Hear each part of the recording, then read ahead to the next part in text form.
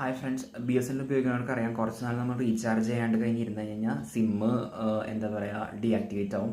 അപ്പോൾ നമ്മൾ വീണ്ടും ആക്ടിവേറ്റ് ആക്കാനായിട്ടൊരു പ്ലാൻ ചെയ്യും. അപ്പോൾ റേഞ്ച് കാണിക്കുന്നുണ്ടാവില്ല, ചിലപ്പോൾ ആക്ടിവേറ്റ് ആക്കാനായിട്ടൊരു പ്ലാൻ ചെയ്യുമ്പോഴായിരിക്കും അറിയാം ആ കാശ് പോവും. പക്ഷെ പിന്നെ സിം ആക്ടിവേറ്റ് ആവില്ല, റേഞ്ച് കാണിക്കുന്നുണ്ടാവില്ല. അപ്പോൾ നമ്മൾ എന്തെന്ന് വെച്ച് കഴിഞ്ഞാൽ ബി എസ് എൻ എല്ലിൻ്റെ ഓഫീസിൽ പോയിട്ട് പറയാം, ഇങ്ങനെ റേഞ്ച് കാണിക്കുന്നില്ല, അപ്പോൾ സിം കട്ടായിട്ടില്ല, നമ്പർ പോയിട്ടില്ല, അധികം നാളായിട്ടില്ല എന്നുണ്ടെങ്കിൽ നമുക്ക് ആ റീചാർജ് പ്ലസ് ഒരു 100 റുപ്പീസ് കൊടുത്തു കഴിഞ്ഞാൽ ഒരു ഡ്യൂപ്ലിക്കേറ്റ് സിമ്മും കൂടി എടുത്ത് നമുക്കത് റിന്യൂ ചെയ്യാൻ പറ്റും. അപ്പോൾ നമ്മുടെ ഫോൺ നമ്പർ കട്ടാവില്ല. 100 കൊടുത്തു കഴിഞ്ഞാൽ നമുക്ക് പുതിയൊരു സിമ്മ് കിട്ടും ചെയ്യും. വിത്ത് ആക്ടിവേഷനോട് കൂടി അവർ നമുക്കത് തരും. പക്ഷെ നമുക്ക് ബി എസ് എൻ എൽ ഓഫീസിൽ ഫിസിക്കലായിട്ട് പോകണം. പിന്നെ നമ്മുടെ ആധാർ കാർഡൊക്കെ വെരിഫിക്കേഷനും ഫോട്ടോ വെരിഫിക്കേഷനൊക്കെ ഉണ്ട്. ഡ്യൂപ്ലിക്കേറ്റ് ഒരു സിമ്മ് എടുക്കാം. പ്ലസ് നമുക്ക് ഈ പോയ റീചാർജ് നമുക്ക് അതിൽ കിടക്കുന്നുണ്ടാവും. കുഴപ്പമില്ലാണ്ട് അതിൽ തന്നെ ആക്ടിവേറ്റ് ആയിട്ട് നമുക്ക് വീണ്ടും കിട്ടും. അധികം നാളായിട്ടില്ല എന്നുണ്ടെങ്കിൽ. നമ്പർ കട്ടായി കഴിഞ്ഞാൽ പിന്നെ നമുക്ക് അത് രക്ഷയില്ല.